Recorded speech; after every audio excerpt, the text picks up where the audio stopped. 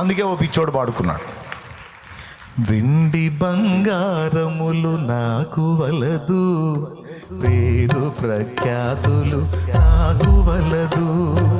వెండి బంగారములు నాకు వలదు, పేరు ప్రఖ్యాతులు నాకు వలదు. ఇహ భోగ భాగ్యాలు నాకు వలదు, ఇహ భోగ భాగ్యాలు నాకు వలదు. సిరి సంపదల ఆశ నాకు లేదు, సిరి సంపదల ఆశ నాకు లేదు.